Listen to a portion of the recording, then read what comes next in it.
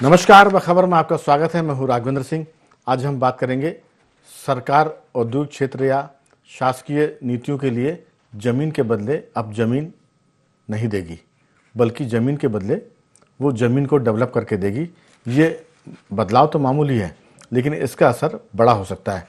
होता ये था पहले कि सरकार की कुछ अर्धशासकीय संस्थान जैसे विकास प्राधिकरण, जब ये कोई कॉलोनी विकसित करते थे, तब वो किसानों की या दीगर लोगों की ज़मीनों का अधिग्रहण करते समय उनको ज़मीन के बदले पैसा दिया करते थे या ज़मीन के बदले ज़मीन। और उसके बीच में ये भी प्रबंध था कि आधी ज़मीन को वो डेवलप करते थे और डेवलपमेंट के बदले वो आधी ज़मीन ले लिया करते थे। उससे किसान को फ़ायदा ये होता था कि अगर किसी योजना के तहत वो ज़मीन ली जा रही है तो उसकी ज़मीन की कीमत बढ़ जाया करती थी और उसके साथ उसको एक विकसित भूमि मिल जाया करती थी। अब सरकार ने जो नियम बनाया नया, उसके बदले मध्य प्रदेश में सरकारी जो एजेंसियां हैं, चाहे वो नगर निगम हो, विकास प्राधिकरण हो, ये सब भी ज़मीन लेकर ज़मीन के बदले डेवलप ज़मीन किसानों को देंगे। इसमें सरकार और किसानों के बीच में झगड़ा कम होने की उम्मीद है और ये भी है कि अब विकास की गति बढ़ सकती है। इसके पीछे औद्योगिक सेक्टर की भूमिका भी नज़र आती है। इस पर विस्तार से बात करेंगे। चर्चा के लिए हमारे साथ मौजूद है स्टूडियो में हमारे विशेष मेहमान, जमीन से तो नहीं लेकिन सामाजिक सरोकार से ताल्लुक़ रखने वाले कमल राठी जी हमारे साथ हैं, सामाजिक कार्यकर्ता। कमल जी, आपका बहुत स्वागत है। स्काइप पर हमारे साथ जुड़े हैं मध्य प्रदेश के वरिष्ठ पत्रकार श्री रंजन श्रीवास्तव जी। रंजन जी, आपका बहुत स्वागत है। और दिल्ली से हमारे साथ जुड़े हैं राजनीतिक विश्लेषक और सामाजिक सरोकार से जुड़े नागेंद्र सिंह परमार जी, आपका भी बहुत स्वागत है। चर्चा की शुरुआत में कमल राठी जी आपके साथ करना चाहता हूँ। इस बिल को लेकर बहुत सारी भ्रांतियाँ भी हैं। कुछ लोग समझ रहे हैं कि ये सरकार में पहले लागू नहीं था, कुछ सोच रहे हैं कि सरकार इसको नए सिरे से लागू कर रही है। आपकी राय, इस बिल से क्या फ़ायदे होने वाले हैं और सरकार को क्या सुविधा होगी? नमस्कार। मैं ये जो कानून है या जो अपन बात कर रहे हैं वो हिंदुस्तान में 1916 महाराष्ट्र से लागू हुआ था। और महाराष्ट्र टाउन प्लानिंग एक्ट में 1916 से जो आप बम्बई का विकास देखते हैं, और फिर गुजरात में जो अहमदाबाद है, अहमदाबाद पूरा टाउन प्लानिंग स्कीम के तहत ही पूरा विकसित हुआ है। बम्बई में भी टाउन प्लानिंग स्कीम के तहत विकास होता है। और ये आज का कोई कानून में परिवर्तन या संशोधन नहीं है। ये तो ऑलरेडी उज्जैन में, जबलपुर में, इंदौर में, भोपाल में, सभी जगह आवासीय कॉलोनियों के विकास हेतु इस योजना का उपयोग किया जाता है। हाँ, कुछ समय पहले कुछ संशोधन हुए थे, जिसमें भोपाल की एक परियोजना में वहाँ के किसानों का कुछ विरोध था, जिस पे सरकार हो सकता है समय के साथ उस जो सुधार करना होगा वो भी जरूर करेगी, लेकिन वो आज के विधेयक में नहीं है। आज का जो बिल है, मैं आधा मिनट लूँगा वो बिल का पार्ट पढ़ दूँ मैं जी। इसमें धारा 66 जो पहले से थी, उसमें साडा को या कोई विशेष अथॉरिटी जो टीएनसीपी एक्ट के तहत बनती है, उसी को ऐसा टीपी स्कीम में काम, इसको टाउन प्लानिंग स्कीम बोलते हैं, स्कीम में काम करने का अवसर मिलता था, दूसरों को नहीं मिलता था।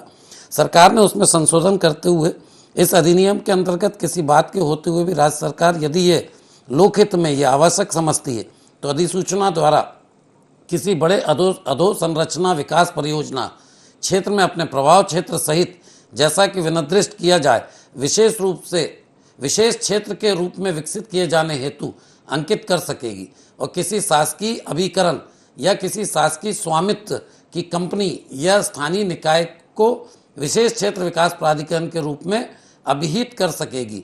ऐसी परियोजना धारा 50 में उल्लेखित प्रक्रिया के अनुसार विकसित की जाएगी और निम्नलिखित में से एक मापदंड को पूरा करेगी। परियोजना का क्षेत्र 40 हेक्टेयर से अधिक हो या प्रशासनिक अनुमोदन अनुसार परियोजना संख्या 500 करोड़ से अधिक हो। परियोजना व्यय, इससे आप देखेंगे कि वहाँ जो कुछ जो शहरी आसपास ज़मीनें होती हैं, जो निजी क्षेत्र की ज़मीन होती है, तो उस पर जब विकास प्राधिकरण या अन्य जो भी एजेंसी इस संशोधन के बाद आएगी, वहाँ एक पूरी एक कंपाइल्ड परियोजना, जैसे आप देखते हैं कि हम एक उदाहरण के लिए ले, भोपाल में जो अरेरा कॉलोनी, जिसको हम सबसे अच्छी कॉलोनी मानते हैं, वो क्यों है? क्योंकि वहाँ सड़कें चौड़ी हैं, वहाँ खुले पार्क ज़्यादा हैं, स्कूल कॉलेज की व्यवस्था है, हर चीज़ उस एक पर्टिकुलर बड़े क्षेत्र में डेवलप हो गई। इसके एवज में हम जब छोटी छोटी जगहें जो नए विकास हो रहे हैं, तो किसी की 1 एकड़ कोई डेवलप करता है, कोई 2 एकड़, कोई 4 एकड़, कोई 5 एकड़, तो वो ये सारी योजनाओं को, जो स्कूल, कॉलेज, एम्यूनिटीज़, हॉस्पिटल, इसके कारण फिर अवैध निर्माणों को बढ़ोतरी मिलती है, सड़कें छोटी मिलती हैं, खुला क्षेत्र कम मिलता है। ये टीपी स्कीम भारत सरकार पूरे हिंदुस्तान में प्रमोट कर रही है। बजट में भी इसके लिए विशेष प्रावधान भारत सरकार के बजट में भी किए गए हैं। तो इसके तहत जब एक बड़े पैच को, 40 हेक्टेयर जैसे बड़े पैच को लेगी और उसमें जब इंफ्रास्ट्रक्चर डेवलप करेगी, तो उसमें पूरे सारी एम्यूनिटीज़, स्कूल, कॉलेज, हॉस्पिटल जो आवश्यक है वो सारी वहाँ मिलेगी। इसके साथ किसान का ये फ़ायदा होगा कि किसान को उसके ज़मीन के एवज में 50% ज़मीन विकसित प्लॉट के रूप में मिलती है। मतलब अभी जो ज़मीन लेता है वो आड़ी टेढ़ी है, वो रेक्टेंगल नहीं है या स्क्वायर नहीं है, वो करता है तो उसमें और बहुत सारी प्रक्रियाओं के तहत उसे विकास के लिए या तो वो सीधा सीधा बिल्डर को बेच देता है, उससे बिल्डर फ़ायदा कमाता है। तो अब किसान को ये फ़ायदा होगा कि सरकार उसको लेगी, सरकार उसका विकास करेगी, विकास करके किसान को उसकी ज़मीन के एवज का 50% डेवलप्ड प्लॉट उस किसान को उपलब्ध कराएगी। तो किसान उसके बाद चाहे तो खुद ही बिल्डर बन सकता है, खुद ही उसका दूसरा उपयोग कर सकता है, चाहे तो बेच सकता है। बिल्कुल। तो इससे मुझे लगता है कि एक बहुत अच्छा इंफ्रास्ट्रक्चर का विकास, किसानों का बेनिफिट और हर ढंग से बहुत फायदे की स्कीम है। कुल मिलाकर कह सकते हैं कि सरकार ने जो काम किया है वो पहले प्राइवेट बिल्डर किया करते थे, और प्राइवेट बिल्डर कई बार किसानों से ज़मीन लेते थे, जिससे कहते हैं कि हम जॉइंट वेंचर की बात करें तो 50% बिल्डर का होता था, 50% प्रॉफिट या प्लॉट किसान के होते थे या उस ज़मीन के मालिक के। अब सरकार जो बिल लेकर आई है, जो जिसकी हम बात कर रहे हैं, आज़ादी के पहले का जिक्र तो कर दिया 1916 का राठी जी ने, लेकिन जो सरकार ने नगर एवं ग्राम निवेश अधिनियम 1977 की नई धारा 66 का की हम बात कर रहे हैं, उसमें अब भोपाल का जिक्र हो चुका है कि जैसे बीडीए ने एक तरह से डेवलप किया है होशंगाबाद रोड पर एक प्लॉट, एक कॉलोनी, उसमें भी किसानों के बीच और बीडीओ के बीच बड़ा विवाद था। लेकिन रंजन जी, इसमें एक बात है कि किसान अभी भी इसमें संतुष्ट होगा कि नहीं होगा, क्योंकि उसकी ज़मीन अगर आप 5 एकड़ ले रहे हैं और डेवलप करने के बाद या जैसे ही ज़मीन के पास का कोई इलाका किसी सरकार ने योजना के तहत लिया तो पास की ज़मीन वैसे ही महंगी हो जाती है। और अगर 5 एकड़ ज़मीन को सरकार डेवलप करके देती है और उसमें आधा वो खुद रखती है और सिर्फ 2.5 एकड़ किसान को मिलती है, तो उसको एक तरह से ये घाटे का सौदा भी हो सकता है, क्योंकि आधी ज़मीन उसकी जा रही है। आधा वो सरकार नहीं रखेगी, आधी में विकास का कार्य, मतलब पार्क, रोड और थोड़ा बहुत हिस्सा ही शासन रखता है। किसान के पास से तो जाएगी जी। मेरा कहना ये है, अगर किसी उस विकसित प्लॉट के पास की ज़मीन किसी दूसरे किसान की है तो जाहिर है कि मैं उसको आम भाषा में अगर हम समझना चाहें तो 5 एकड़ ज़मीन सरकार ने ले ली, 2.5 एकड़ उसको विकसित करके दे दी, जिसमें सीवेज लाइन होगी, सड़क होगी, बिजली होगी और सरकार की जो बहुत सारी अनुमतियां होती हैं वो भी उसमें होगी। लेकिन उस 2.5 एकड़ के पास की ज़मीन जो होगी किसी किसान की, जो इस योजना के तहत नहीं ली गई है, उसकी कीमत अपने आप बढ़ जाएगी।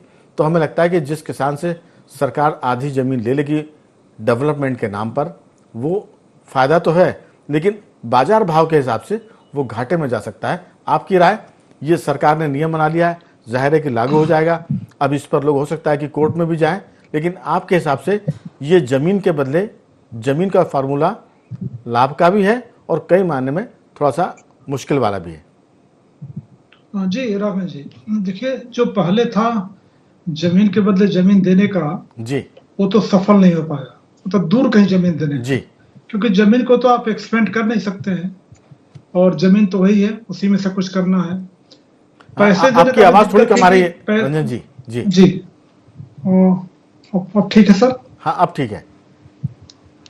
तो जहां तक जमीन का मामला पहले था कि जमीन के बदले कहीं और जमीन देने का, वो तो सफल नहीं हो पाया क्योंकि जमीन है नहीं, तो आप देंगे कहां से? एक्सपेंड तो कर नहीं सकते आप जमीन को। पैसे देने का नुकसान ये था कि वर्तमान पीढ़ी को पैसे मिल जाते थे, कम ज्यादा अलग बात है, विवाद का विषय था, कम ही मिलते थे, ज्यादा तो नहीं मिलते थे जी। अगली जो पीढ़ियां थी उससे वंचित रह जाती थी। तो अगर कोई एरिया डेवलप हो रहा है, आइडियली जो स्कीम है, अगर कोई एरिया डेवलप हो रहा है तो नेचुरली उस जगह का रेट बढ़ेगा जी, उसका कमर्शियल यूज होगा जमीन का, और अगर आधा वाकई आइडियली ठीक तरीके से किसान को मिल जाता है तो हमेशा के लिए उसको उस पर आय मिलेगी। जैसे कमल लाठी साहब बोल रहे थे या आप बोल रहे थे कि बिल्डर को बेच दिया करते थे, वो तो अभी बेच सकते हैं, लेकिन फिलहाल अगर किसान अपने पास रखता है, एरिया डेवलप होता है, उसका कमर्शियल वैल्यू बढ़ेगा, दाम बढ़ेगा, उसको लंबे समय तक आने वाली पीढ़ियां भी इसको यूज कर सकती हैं, प्रोवाइडेड उसको ठीक से डेवलप किया जाए। क्योंकि हिस्ट्री जो बीडीए की है या जो गवर्नमेंट एजेंसीज हैं, डर ये है कि आपका जो पार्ट है उसको अच्छा डेवलप करें, जो किसान को देना है उसको अच्छा डेवलप ना करें। एक डर की बात कर रहा हूं मैं, जी जो कि सरकारी इतिहास है, बिल्कुल। क्योंकि इसमें ठेकेदार इन्वॉल्व होंगे, जो आउटसोर्स करेंगे काम को, कोई एजेंसीज इन्वॉल्व होंगी डेवलप करने में। तो जो एक हिला हवाली होता है, पता चले कि ठीक है आधा जमीन देना है, उसको ठीक से डेवलप नहीं करेंगे, जिसको हमें यूज करना है अच्छी तरह डेवलप करेंगे, तो इसे बेईमानी ना हो। अगर बेईमानी नहीं होती है, आइडियली रूप से अगर किया जाए, तो मुझे लगता है कि ये नुकसानदायक नहीं है और इससे विरोध कम होगा। बिल्कुल, लेकिन मैं जिस बात की आशंका मुझे है, जो मेरे दिमाग में उलझन है, वो ये कि एक जो ज़मीन सरकार ले रही है और आधी विकसित करके दे रही है, अगर उस ज़मीन का बाजार मूल्य 5 करोड़ रुपए एकड़ है और विकसित होने के बाद उसको वो ज़मीन 2.5 एकड़ मिलती है, तो उसको जो विकास कार्य के नाम पर उसको 2.5 एकड़ ज़मीन तो देनी पड़ेगी ना। अगर 1 एकड़ की ज़मीन 5 करोड़ की एकड़ है, तो उसको तो लगभग 12.5 करोड़ का नुकसान हो जाएगा। जाहिर है कि जो 2.5 एकड़ ज़मीन होगी, हम समझेंगे राठी जी से कि वो 2.5 एकड़ ज़मीन विकसित होकर उसको मिलेगी, जबकि उसका बाजार मूल्य प्रति एकड़ 5 करोड़ रुपए है, बिना विकसित किया हुआ। एक चीज़ तो ये है। दूसरी बात यह कि जब सरकार कई बार अपने स्कीम के लिए, एनएच के लिए, किसी और काम के लिए या इंडस्ट्रियल एरिया को डेवलप करने के लिए ज़मीन एक्वायर करती है, तो मध्य प्रदेश की मैं बात कर रहा हूँ, बाकी राज्यों में ऐसा नियम नहीं है। मध्य प्रदेश सरकार ने अभी तक किसानों से जो ज़मीन सरकार अधिग्रहण करती है, उसका वो सरकारी मूल्य यानी कलेक्टर रेट का दुगना देती है, जबकि रंजन जी अन्य राज्यों में बाजार मूल्य का दुगना होता है या फिर सरकारी मूल्य का 4 गुना होता है। मध्य प्रदेश में नियम है कि सरकारी जो मूल्य है भूमि का, उसका 2 गुना दिया जाएगा। तो ये किसानों के लिए घाटे की बात है, जबकि हम बात कर रहे हैं महाराष्ट्र की या राजस्थान की या अन्य राज्यों में मध्य प्रदेश से ज़्यादा सरकार किसानों को ज़मीन अधिग्रहण के बदले में मुआवजे देती है, जबकि हमारे यहाँ सिर्फ मध्य प्रदेश में सरकारी मूल्य का 2 गुना होता है। तो ये थोड़ा सा घाटे का मामला है, बाकी हम समझेंगे इस चीज़ को। नागेंद्र जी, आप दिल्ली में, हर दिल्ली में तो किसान की ज़मीन को लेकर कांग्रेस ने बड़ा आंदोलन किया था जब मोदी सरकार का पहला कार्यकाल चल रहा था, और सरकार को वो कदम, उस मामले में कदम वापस खींचने पड़े थे, भूमि अधिग्रहण की बात करें। लेकिन मध्य प्रदेश ने ऐसा नहीं किया है। उसने तो कहा है कि जो सरकारी एजेंसियां हैं, अगर वो किसी विकास कार्य के लिए ज़मीन का अधिग्रहण करेगी और उस योजना की कीमत 500 करोड़ से ऊपर हो या 40 हेक्टेयर से ज़्यादा ज़मीन का अधिग्रहण हो, तब ये नियम वहाँ लागू होगा। आपकी राय, आप इसे कैसे देखते हैं? राघवेंद्र जी, मैं तो सरकार के इस कदम को सराहनीय मानता हूँ। अगर मैं दिल्ली एनसीआर के अपने एक्सपीरियंस की बात करूं तो दिल्ली एनसीआर में दिल्ली है, आसपास लगता हुआ गुड़गांव है, सोनीपत है, नोएडा है, गाजियाबाद है। इस पूरे एरिया की मैं बात करूं तो बहुत विकसित भी हुआ है। लेकिन एक बार जब किसान को मुआवजे के रूप में पैसा मिलता है तो बहुत अच्छा लगता है। लेकिन मैं यहाँ के असल हालात बयां करूं तो आप ये मान के चलिए कि जिन किसानों को करोड़ों रुपए मुआवजा मिला था, अगर आप उनके 8 या 7 या 10 साल बाद जाकर उनके हालातों को देखेंगे तो मैं कहूंगा मुआवजा पाने वाले 60 से 70% लोग अब उस मुआवजे के पैसे को इधर उधर कहीं खर्च कर चुके हैं, और हालात अब ऐसे हैं उनके कि मुआवजा जमीन अधिग्रहण से पहले जो उनके आर्थिक हालात थे, उससे भी कई जगह तो हालात बदतर होते गए अचानक। क्योंकि देखिए किसान क्या है, किसान बहुत स्किल्ड नहीं है, वो बिजनेसमैन नहीं है, ना वो उद्योगपति की उस तरफ की तरह वो सोचता है। किसान के पास अचानक आया हुआ धन एक तो उसके परिवार में मुख्य दरार पैदा कर देता है कि जो 100-200 सालों से बंटवारा नहीं हुआ वो आपस में बंटवारा शुरू हो जाता है। और किसान के पास ज्यादातर मामलों में आया हुआ पैसा वो घर पे बनाने में, अपने गाड़ी घोड़े खरीदने में या और उन चीजों में वो खर्च कर देता है। इसके मुकाबले अंत में क्या होता है कि कुछ एक साल बाद स्थितियां वहां की वहां खराब हो जाती हैं आर्थिक रूप से। इस तरीके से जब जमीन ली जाएगी और जमीन के बदले में जमीनी लैंड पूलिंग की जाएगी, जमीनी दी जाएगी विकसित करके, तो कहीं ना कहीं कुछ समय के सब्र के बाद में आपने ठीक कहा कि एक बार तो मुआवजा कम लगेगा, लेकिन जमीन विकसित होने के बाद में असल कीमत तो उसकी वही होती है। बिल्कुल। आप चाहे हाउसिंग बोर्ड देखिए, चाहे व्यवसायिक गतिविधियों के लिए ली गई जमीनों की कीमत देखिए, कि जब जमीन लेने के बाद उसमें सड़क है जरूरी, बिजली पानी और सारी सुविधाएं कर दी जाती है, तभी उसकी कीमत कई गुना ज्यादा होती है, क्योंकि वो पूरी तरह से परफेक्ट हो जाती है वो लैंड।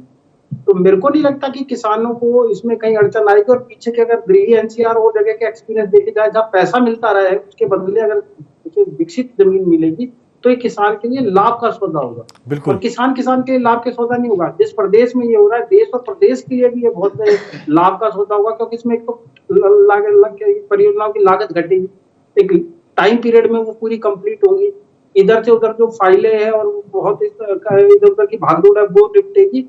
तो मेरे को तो लगता है कि ये कहीं ना कहीं जो बिल है एक काम का किसान के लिए भी फायदे का सकता है। लेकिन जो आशंका जता रहे थे रंजन जी कि वो एजेंसी अपना काम तो बेहतर करेगी, अपने प्लॉट का डेवलपमेंट ठीक से कर लेगी, जो जमीन किसान को देनी है विकसित करके उसमें वो थोड़ी सी कमजोरी कर सकती है कि घटिया उसका निर्माण हो, घटिया डेवलपमेंट हो, लेकिन फ़ायदा उसमें सिर्फ इतना है कि जो सरकार की अनुमतियां होती हैं वो सारी अनुमतियां उस किसान को मिल जाएगी या उस ज़मीन मालिक को मिलेगी जिसकी ज़मीन सरकार ले रही है। जाहिर है कि ये सारा मामला सिर्फ उसके लिए है आमतौर से जो हाउसिंग की स्कीम की बात करें। मध्य प्रदेश में हाउसिंग के मामले में एमपी हाउसिंग बोर्ड है, फिर हर शहर का एक विकास प्राधिकरण है, जैसे भोपाल का भोपाल विकास प्राधिकरण है, इंदौर का इंदौर विकास प्राधिकरण है। लेकिन इस पूरे मामले में बस यही बात है कि जो राठी जी जो सवाल आ रहा है कि अगर इस पूरे मसले में, जैसा रंजन जी ने आशंका जताई कि जिस बात को, जिस इलाके को खुद लेगी सरकार, उसको ठीक से डेवलप कर लिया और किसान के देने वाले हिस्से को ठीक से विकसित नहीं किया, ये भी आशंका जो है इसका भी निदान मेरे ख्याल से सरकार को या किसान को ढूंढना पड़ेगा। आपकी राय? नहीं, देखिए इसमें एक बात जो मैं पिछली बार कहना रह गया कि आज का संशोधन तो उस विषय पे है भी नहीं जी। वो पूर्व से ही स्थापित कानून है, उस कानून में सारे प्रावधान हैं। अब जो बात आपने कही तो उसमें किसान से 50% जमीन लेने के बाद उससे कुछ बेटरमेंट चार्ज भी लिया जाता है। ऐसा नहीं कि सिर्फ जमीन ही ले ली, उससे पैसा भी लेते हैं। जो विरोध आज भोपाल शहर के आसपास जब हुआ था वो इस बात पे हुआ था कि जो पूर्व में बीडीए ने स्कीम की थी, जो पूर्व में कानून था, उसमें पूरा विकसित प्लॉट होता था, बाद में जो लेता था उसे मात्र नगर निगम की अनुमति लगती थी। इस वाले में उनने कुछ अनुमतियों को लेके कुछ गड़बड़ी, कानून में कुछ संशोधन कर दिया, कुछ कन्फ्यूजन हो गया। किसान की बात भी कुछ सही हो सकती है, हो सकता है सरकार की हो, चूंकि पूरा विषय मुझे अभी पूरा ज्ञात नहीं है वो। लेकिन जो पुरानी स्कीमें हमने देखी है, जो हम प्रैक्टिकली भोपाल में, बावड़िया में, सलैया में या अन्य एरो सिटी आप देखेंगे, ये सारी टीपी स्कीम्स हैं और अहमदाबाद में ये लागू है, बम्बई में ये लागू है। और ये चीज़ एक बहुत अच्छी पहल है और ये पूरे प्रदेश के किसानों को कहीं से भी अफेक्टेड नहीं कर रही। आपकी कोई रोड बन रही है, हाईवे की रोड बन रही है या कोई अन्य सड़क बन रही है, उस पर ये योजना लागू नहीं है। ये कोई इंडस्ट्रियल कॉरिडोर सरकार लाना चाहे या फिर कोई निजी कॉलोनी लाना चाहे, मतलब सरकार कोई कॉलोनी विकसित करना चाहे, पहली चीज़। दूसरी चीज़ जो आपने कीमत का कहा कि हम 5 करोड़ की ज़मीन है, किसान को तो ज़मीन चली गई, लेकिन वहाँ जब हम विकसित प्लॉट मिलता है 5 करोड़ की ज़मीन में, जब वो खुद विकास करेगा तो भी 50% ज़मीन विकास के लिए छूट जाती है, रोड के नाम से, पार्क के नाम से या अन्य नामों से। लेकिन हम जब छोटे छोटे टुकड़ों में उसको डेवलप करते हैं तो हमको जो बाकी बेसिक इंफ्रास्ट्रक्चर है, स्कूल, कॉलेज, हॉस्पिटल, अन्य, वो हमें नहीं मिल पाता है। तो उसके लिए ये स्कीम होती है कि एक व्यापक विकास हो। और जो रंजन जी ने बात कही उसमें ऐसा नहीं हो सकता, क्योंकि किसान को ज़मीन वहीं मिलती है और उस पूरे क्षेत्र को एक कॉलोनी के रूप में डेवलप किया जाता है। वो पूरे विकास होने के बाद किसान को प्लॉट, अलग अलग प्लॉट मिल जाते हैं। अब उसमें यह होता है किसान की ज़मीन अगर इस जगह ली है तो हो सकता है यहाँ सड़क आ जाए तो किसान को दूसरी जगह मिल जाएगी, लेकिन उसको उस पूरे 40 हेक्टेयर में ही ज़मीन मिलेगी, उसी 40 हेक्टेयर में विकास होगा, उसी 40 हेक्टेयर में ही, और उससे लगी हुई ज़मीन। तो अगर वो विकसित करना कोई और किसान जो उसके बाद का हो, 40 हेक्टेयर के बाद का, तो उससे भी 50% तो अल्टीमेटली जब वो नक्शा अप्रूव कराएगा तो 50% तो उसी में चली जाती है। तो ऐसा कोई वैसे लाभ करें, इसमें जो डिस्प्यूट आता है वो आता है कि किसान के से जो हम डेवलपमेंट चार्ज शासन लेती है। तो मुझे लगता है कि सरकार को इस संशोधन के बाद इस संशोधन से तो वो इफेक्ट नहीं होता, लेकिन चूंकि और एजेंसियां भी काम करेंगी तो सरकार को ऐसा करना चाहिए कि उसमें जो त्रुटियां हो गई हैं या किसानों की उसमें जो छोटी छोटी मांगे हों उस पर संवेदनशीलता के साथ ध्यान देना चाहिए, उसको भी ठीक कर दें। बिल्कुल। तो मुझे लगता है कि बहुत अच्छी स्कीम है। आम जनता को आवास उपयोग, सस्ते आवास प्लॉट के रूप में, इसके अलावा विकसित मतलब सारे इंफ्रास्ट्रक्चर के साथ एक ही जगह उपलब्ध होगा। लेकिन रंजन जी, लगे हाथ जो मैं बात कर रहा था कि ये तो सरकार ने ले लिया आवासीय कॉलोनी के लिए, लेकिन जब किसान से सड़क के मामले में जमीन ली जाती है तो मैंने जिक्र किया था कि जैसे देश में एक वो कॉरिडोर निकल रहा है जो दिल्ली से मुंबई के लिए जा रहा है, उस कॉरिडोर के लिए मध्य प्रदेश के भी कुछ शहर लगे हैं। इंदौर के बाद झाबुआ तक वो लाइन जा रही, सड़क जा रही है, जिससे गोल्डन स्क्वायर की हम बात करते हैं, चतुष्कोणीय स्वर्ण रेखा योजना क्या कहते हैं, ऐसा कुछ उसका नाम है। लेकिन उसमें मध्य प्रदेश के किसानों की जो ज़मीन जाएगी उसमें राज्य सरकार का जो मुआवजा है वो सरकार की गाइडलाइन या सरकार की कीमत से 2 गुना है, जबकि दूसरे राज्यों में राजस्थान, महाराष्ट्र की बात करें तो वो 4 गुना है।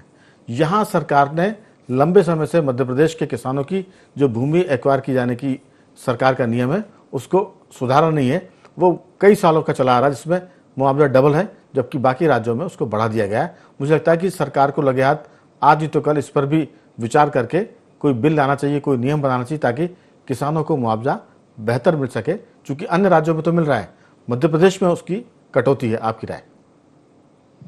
नहीं, बिल्कुल सही कहा आपने।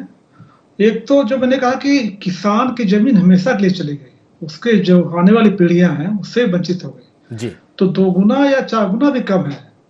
और दूसरा इश्यू जो नागिन जी ने उठाया, बड़ा सही उठाया कि पैसे जब आप किसान को देते हैं उस पे वो इन्वेस्टमेंट बैंकर नहीं है, वो फाइनेंशियल नॉलेज इतना नहीं है, तो पैसे के इन्वेस्ट कैसे करें तो उसको पता ही नहीं होता है। तो सरकार को इसमें मदद करनी चाहिए कि जो पैसा आ रहा है लॉन्ग टर्म में कैसे इन्वेस्ट करें कि आने वाले। लेकिन रंजन जी, वहां दिक्कत क्या है किसान के पास? किसान उतना लिखा पढ़ा नहीं होता। आज की जो नई पीढ़ियां हैं वही बताओ, बच्चे फैसले करते हैं कौन सी कार खरीदनी है। नागिन जी ने कहा, जी, नागिन जी नहीं कह रहे, वही भी तो वही तो जो किसान जो है वो फाइनेंस, वो कोई इन्वेस्टमेंट बैंकर नहीं है कि पैसे का उपयोग कैसे करें। इसलिए जो नागिन जी कर बिल्कुल सही बात है, करोड़ों रुपया मिलता है और गायब हो जाता है क्योंकि पता नहीं कैसे खर्चा करना है। और एक और बात इसमें राघवन जी है, जो सड़क जो कॉरिडोर बनता है उससे बहुत ज्यादा किसान इफेक्ट नहीं होता है। कारण यह है कि बहुत में जैसा लाइटर में बोल रहा हूँ कि वो जमीन पहले से ही अधिकारियों को पता होता है, वो जमीन लिया जा चुका होता है, अधिकारी खरीद चुके होते हैं, नेता खरीद चुके होते हैं, बिल्कुल, कि उनको पता है कि रेट बढ़ जाएगा, तो उनको पता होता है कि कॉरिडोर निकलने वाला है एकदम। किसान तो हमेशा मारा जाता है, तो जमीन पहले सस्ते में लेकर के किसान तो मारा जाता है, प्लस किसान को मिलने वाले मुआवजे में उसके बच्चे उसे मार देते हैं। वो जो शौक की बात है कि उसे मर्सिडीज गाड़ी खरीदनी है, मध्य प्रदेश में तो महंगाई, जमीन उतनी महंगी नहीं, ना उतना मुआवजा मिल रहा है। लेकिन हम दिल्ली की बात करें, एनसीआर की, तो वहाँ तो मुआवजे में करोड़ों रुपए मिलते हैं। तो जो उनके बच्चे हैं, अब तो गांव के किसानों के बच्चे नहीं, शहरों में भी जो बच्चे हैं वो फैसले करते हैं कि घर में कलर कैसा होगा, गाड़ी कौन सी आएगी, टीवी कौन सा लेंगे। तो मुझे लगता है कि जब किसान के पास बल्क में पैसा आता है तो फिर उसके बच्चों की चलती है, वो महंगी गाड़ियाँ खरीदते हैं, उसके बाद उनके शौक भी बढ़ जाते हैं, वो पब भी जाते हैं, वो शराब भी पीते हैं। तो ये बहुत सारे दुर्गुण आते हैं। और जैसा आपने कहा नागेंद्र जी की, कुछ सालों के बाद वो पैसे हवा में उड़ जाते हैं और किसान या तो सड़क पे आता है या फिर वो उन्हीं जगह काम करता है जहाँ उसकी जमीन पर फैक्ट्रियाँ होती है या मॉल बन जाते हैं। आपकी छोटी सी राय?